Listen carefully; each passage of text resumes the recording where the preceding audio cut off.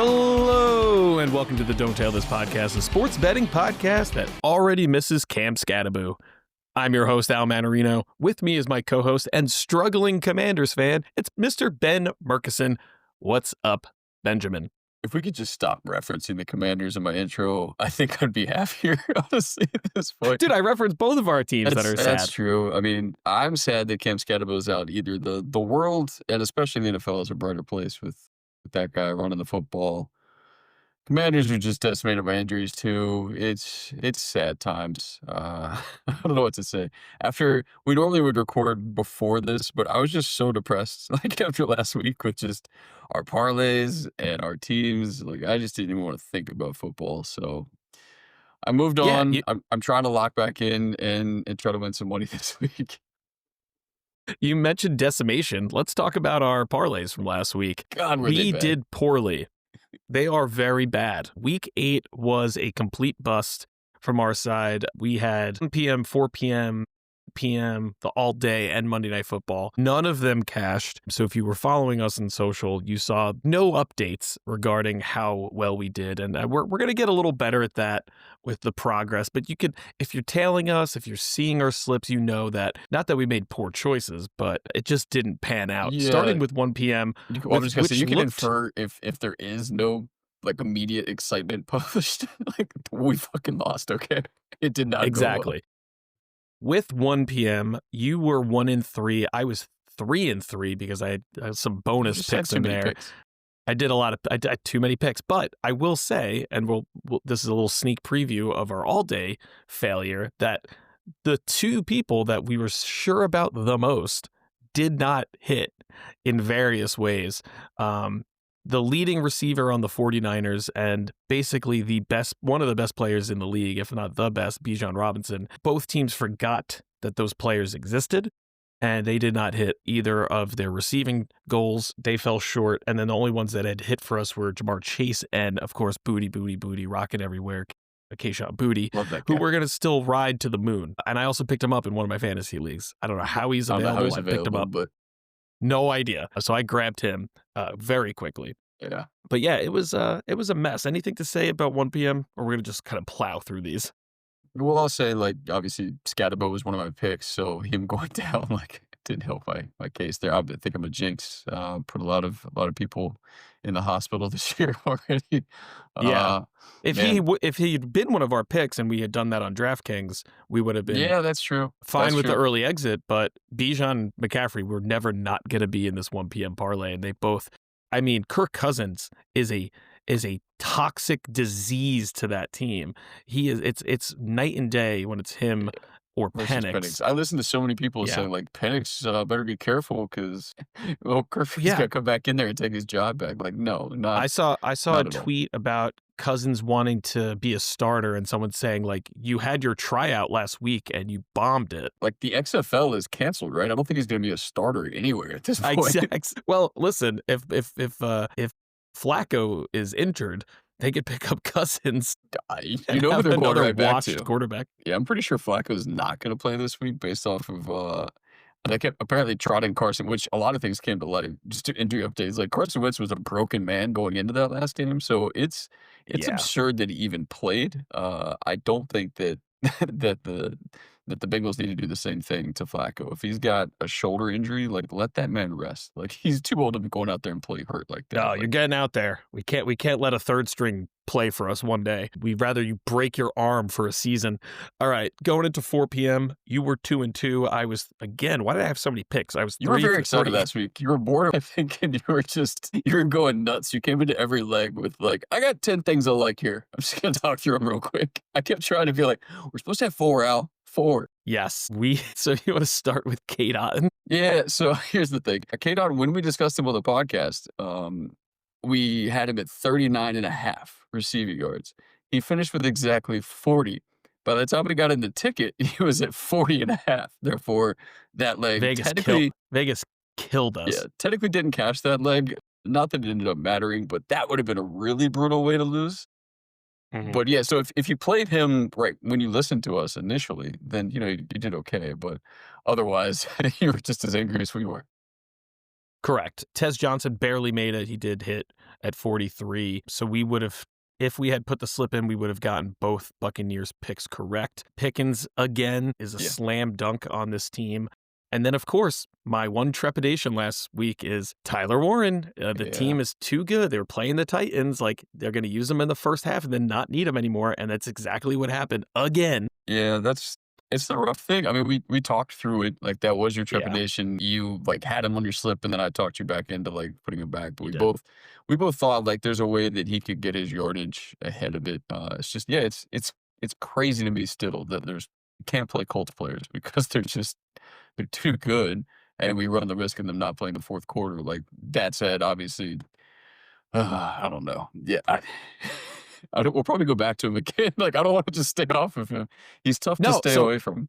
So here's the thing. They have had a complete dog shit schedule for the first 8 weeks of the season. Going into week 9, they had the easiest schedule for the first 8 weeks, and now I think for the rest of the season they have one of the toughest, if not the toughest schedule. So I'm actually going to be hammering Tyler Warren versus staying away from him because I think his line's only going to get bigger because they're going to use him more throughout the game because it's not going to be as many blowouts. Yeah. You know, Jonathan Taylor went for a zillion yards and 15 touchdowns last week, or it appeared that way, but he's had like 3 games in a row or something stupid with like 3 touchdowns. Like, I don't foresee that happening once he starts playing actual defenses. Like, you saw that like viral photo of the line that the Colts, the lane that it's like created. A regular guy could never get a yard in the NFL. It's like, bitch, I can run through that hole.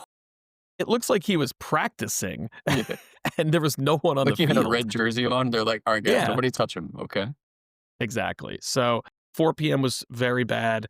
Going into 8 p.m., also bad. Both of us, 1 for 3. We had DK. He had 55 yards. He needed 54.5. That was basically the closest thing we had. For whatever reason, we talked ourselves out of Tucker Kraft, who his line was 51.5, and he almost tripled that with 143 yards on tight end day. I don't know why we avoided him like the plague. Everything else was bad. We had Love over rushing. He had -1 rushing yard. We had Josh Jacobs over receiving. He missed it by 6 or 7. That's 5, 4.5. But yeah. 4.5 yards. As I can't read. We were so behind Freiermuth because he had a monster game the week before. They forgot he existed. He had 13.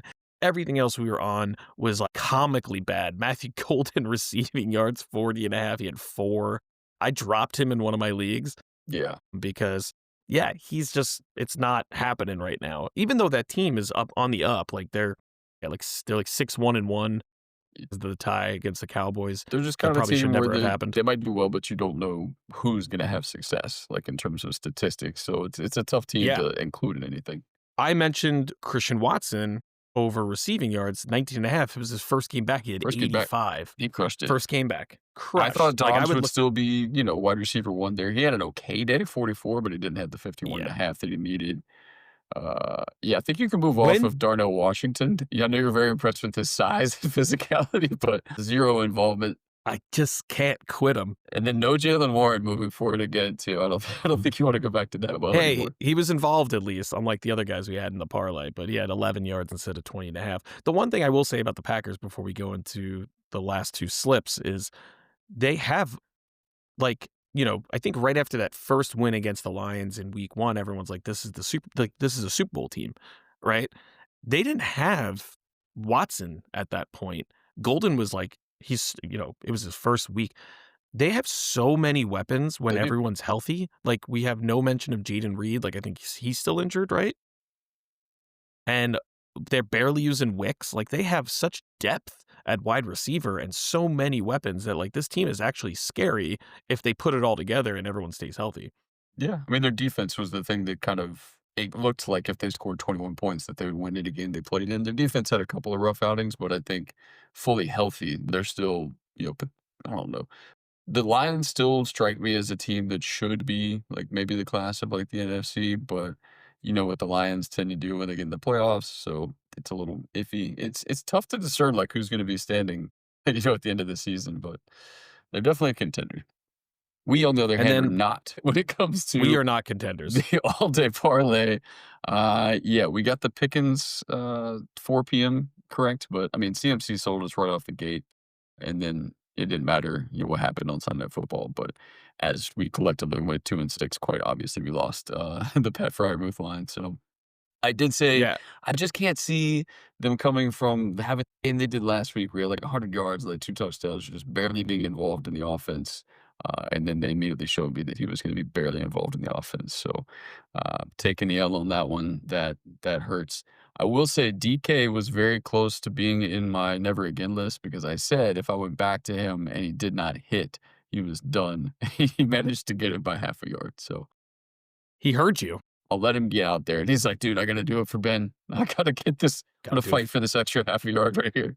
Gotta do it for Ben and for him to not make any money this weekend somehow. I don't want to be in that graphic. That's right. And then Monday Night Football, which was a social media exclusive. Follow at Don't Tail This on Twitter and Instagram to watch more losing parlays like this Monday Night Football one. We had Terry McLaurin over receiving yards, Marcus Mariota over rushing yards, Brashard Smith over receiving yards, and Xavier Worthy over 3.5 rushing yards. Ben and I were going back and forth with this on Sunday, I guess, or Monday morning, whenever it was. And yeah, it was pretty brutal. The worst being I included Mariota because Ben was so adamant about him hitting this line. If I had just taken it for 25, I would have hit a parlay if I had it for 20, I would have hit the parlay before halftime. I had a 4-leg that was 3 legs hit before halftime, and Mariota completely sold me with the fumble at the end of the game in the last drive that ended the game. It was horrendous. I hate your team. I hate Mariota. Well, I mean, I dislike it too, but I'm imagining if you were close to winning a parlay, you did not include any of your picks from this, because Xavier Worthy and Brashard Smith both ended up with 0 total yards between them. I had other things that we had talked about on our phone call. We talked about Mahomes. You went all Chiefs players. Talked about Yeah, you had all Chiefs and I had all Commanders, and so we just picked the lines we liked the best. I mean, Terry, welcome back. Like, he had 2 incredible catches, and now he's out for next week. So he will not be playing on Sunday Night Football. So Terry comes back for a game and then immediately gets hurt. So I'm just so over it, dude. It's rough.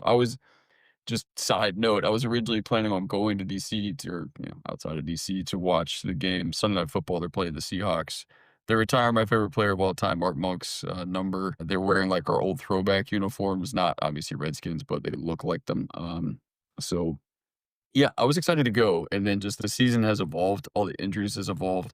Jaden's probably questionable. Terry is out. The team's like on the verge of like being eliminated from playoff contention, which in my mind, they pretty much already are with all the injuries. So it's rough, dude. It's rough out here. Giants currently, I mean, we're in the exact same boat.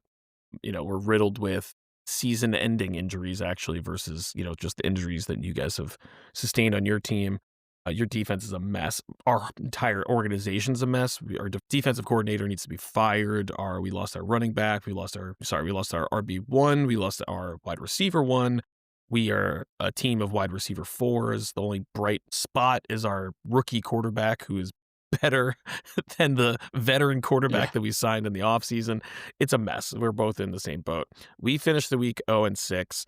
That dropped us to 6-42, which sounds terrible, but so somehow we're still up 28 units on the season. Are we up, both of us, financially? No, because we make other bets and we can't seem to win anything. But there's still time, Ben, to turn it all around. I mean, yeah, we've had worse slides. Like, that one just felt bad. I don't know why. Maybe it wasn't good.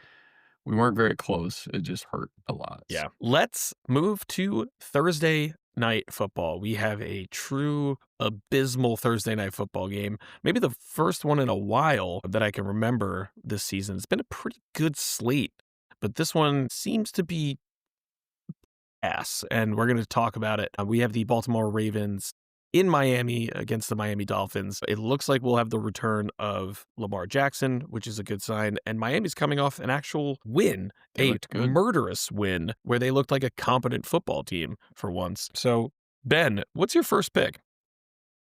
So, my first pick is going to be Jalen Waddle, over 63.5 receiving yards. The Ravens do have one of the worst secondaries. Like, they're pretty poor against the pass specifically. And Waddle, you will know, is the best receiver of the Dolphins, probably before or after Tyreek Hill got hurt, honestly. He's had games of 110, 95, and 99 just last week. He's only missed the line twice. In the opener, he had 48, but that was when Tyreek was still there. And then he had that weird game where he only had 15 yards because they essentially were playing in a hurricane. Barring gale force winds, I think that 63.5 is a safe play for wide receiver one on a team that's going to want to throw the ball if they're going to try to take advantage of the Ravens defense. Yeah, I like Waddle. He is wide receiver one now, so they kind of have to throw to him or they're dumb. So I'm fully in on that one. My first pick is it's a high number, but I don't care. We're going against the worst rushing defense in the league. I'm taking Derrick Henry over 88.5 rushing yards. I honestly am even considering bumping it up to 100. It's the Okay. return of Lamar, meaning the offense is what they have planned for. Lamar can still run. Henry is the weapon there. I know that they've struggled this season, but again, it's the Dolphins defense. They are horrendous against the run. Yeah, you can try to convince me otherwise, but I really like Henry to go at least 89 or whatever, 88.5. I would consider 100 plus. Yeah, I mean, I don't dislike it. Like I do think that having Lamar back is going to be a boost, to Derrick Henry because it just kind of it's another threat, essentially as far as the running game goes. So yeah, I'm not against him. I also you may have him. It's not one of my picks, but I think Lamar just even coming back like first week. I think whatever his rushing line is one that I didn't put on my list, but I think is one that I would consider too. So we could potentially throw that as an alt. I do have a rushing line. I actually have two left, but I'm actually taking Devon Achane over 59.5 yards rushing. Under 60 is where I feel good about playing his line. He's gone over 60 yards in 4 out of 5 games. Despite the Ravens, like I just said, being really bad against the pass, their offense for the Dolphins does still start with running the football. And so A10 is that threat. You can, break one for a lot of yards right off the top. So it's somebody that can do a home run play. And I think get this for us, but over the course of the game, I think 60 is a safe number for him. I do understand a lot of people like to play his receiving lines, but if you look back at like what he's done like this year in the receiving game, he'll get a couple of catches, but they're much more using him as a running back. They may pitch it to him to kind of get in some space, but he's not getting as much in the receiving game as he has been. So if I'm going to play HN, I want to throw him in the running back spot. Yeah, last couple weeks have not actually, yeah, the whole season he's not like performing like he was last season in the pass catching game. So Yeah. that was not one of my lines. I And I accept know his how much you rushing love a line. running back receiving line, so My God, I love it so much. just itching. I'm just itching for it. Yeah, that's great. It's actually 50, it went down to 57.5, so that makes me feel even a little better if you're projecting 60, which, your projections are always fantastic. Always spot on, man. Always. So, all right. This is my kind of dart throw pick. There isn't a lot of sample to back it up. It's mostly like it's like do or die, right? For the Ravens at this point. They basically have to win every game for the remainder of the season to make it into the playoffs. So, I have to go with my gut and I got to give Isaiah Likely over 21.5 receiving yards. Likely. Yeah.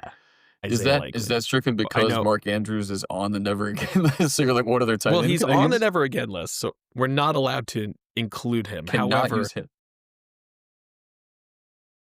I don't think Likely has played with Lamar yet this He's season. yeah, he's been hurt. He was out the whole beginning of the season, came back, I believe, like 3 weeks ago, hasn't been used at all, but his quarterbacks were Cooper Rush and then Snoop, who did have a win, but they just did not include him in the game. So I like Likely to have his first real game this week with, again, like the offense is there. Like everyone's healthy. You got Flowers, Bateman, Andrews, Likely, Hill, your boy Keaton Mitchell, D Hop, like, and Lamar. Like you have the full roster, like what this team is supposed to be. Everyone there.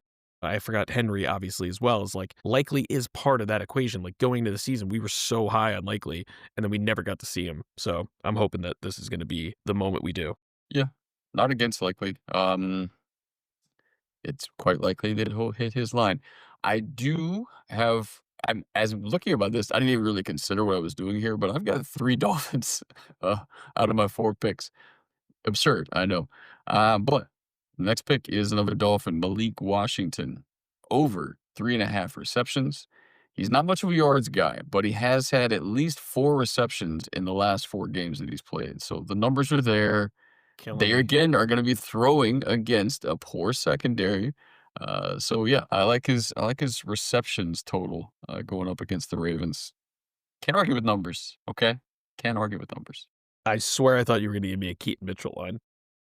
Well, Still coming? I said I had 3 Dolphins. I didn't say I had 4 Dolphins. Jesus Christ. All Should I right. just talk about him now? You want me to go? You might as well. Throw it in there. Keaton damn Mitchell. The Ravens have finally come to their senses after keeping him inactive for much of the season. They got a little desperate because they had no Lamar and Derrick Henry was kind of shitting the bed. They wanted some explosive plays. So they brought him in. They saw what he could do, like he's always done with the kick return game. He's explosive. He's fast as hell. This is 4.3 speed we're talking about here. Last week, they finally gave him a couple of touches. And you know what he did with those touches, though? Touched? Yeah, of course he touched the ball. Like I said, that they gave him touches. Did he run with it? Statistics out. What do you know what he did? Did he run with it? So he had 4 for 43 yards, including a 25-yard one.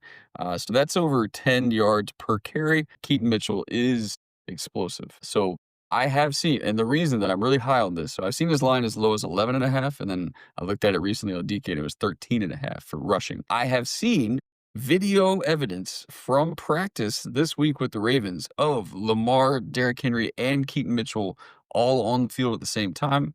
Derrick Henry and Mitchell in the backfield at the same time.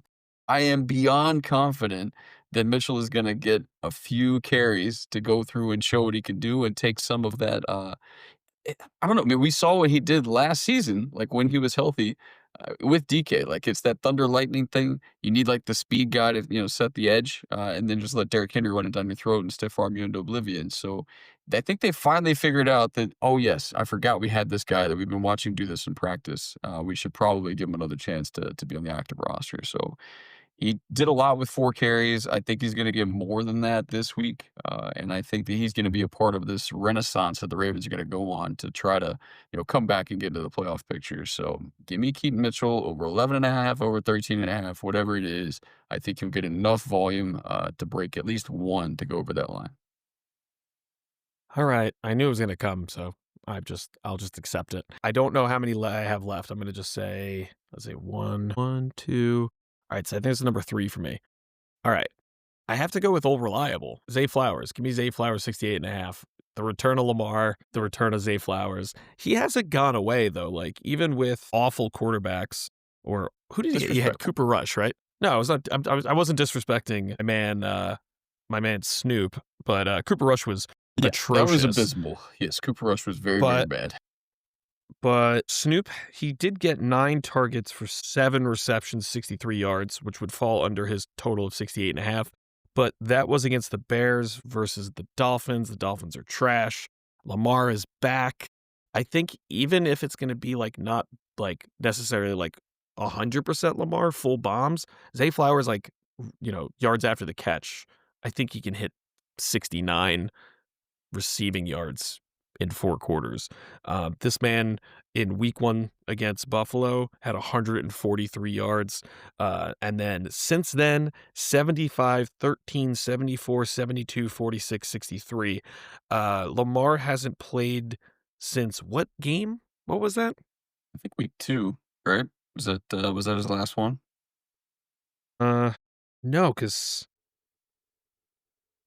he got hurt during the Chiefs game. He got hurt during the Chiefs game. So he played first 3.5 weeks, basically. Okay. So, yeah. Feels like a long time.